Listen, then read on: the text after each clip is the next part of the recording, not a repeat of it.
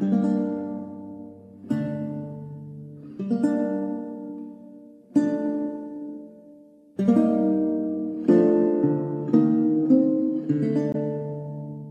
Fire and Sword is a new game in the Mount & Blade franchise. It takes place in Eastern Europe, a very dramatic and romantic war between Poland, Russia, Ukraine, the Crimean Khanate, and Sweden.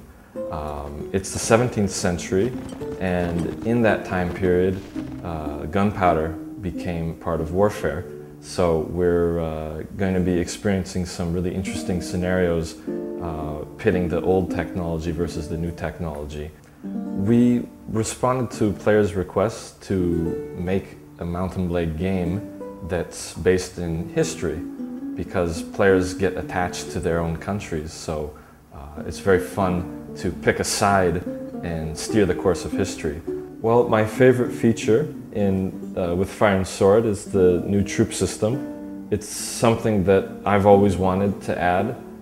It's something that the fans have always wanted. So we've added buying troops from mercenary camps, and you can really get in nitty-gritty and customize everything about them. Their gloves, their boots, their horses, long-range weapons, short-range weapons, helmets, armor, all of that. And it adds a really personal feel to it. So it's kind of like playing dress-up, you know, with your G.I. Joes or your little action figures. And well, if we have some nice lady gamers, maybe Barbies with battle axes, that's always good. And we put in castle and town customization, so you're really making personal, really valuable properties in the game, and your army. All of it makes you more attached to and want to fight for what you have. So the single-player campaign with Fire and Sword has been vastly expanded. We've got different storylines to follow with each of the factions, and there's a lot of replayability in that sense, that you can choose some very interesting faction like Poland, who's at war with everybody, and have a completely different experience compared to playing Moscow, the Tsardom of Moscow, which is very powerful to begin with. Multiplayer is even better than Warband.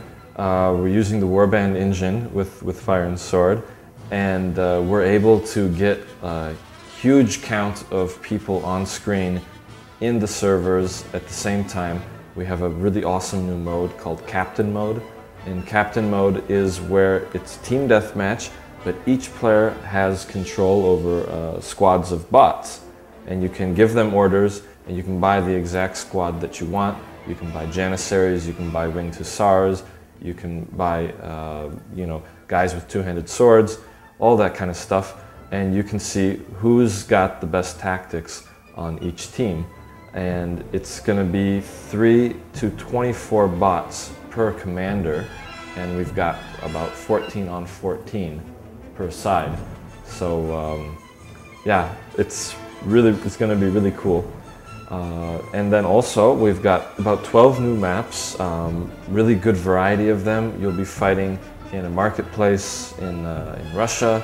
We've got huge siege battles, all sorts of things, even a swamp map. So there's a really good variety of maps to play in with Fire and Sword.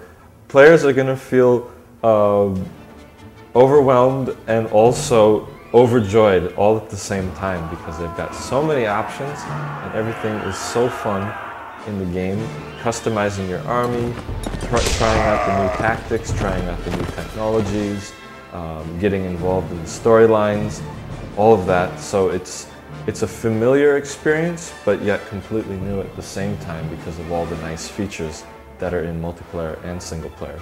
So overall, with Fire and Sword is a great experience. Even if you've put in hundreds of hours into Warband already, I think you'll really enjoy it.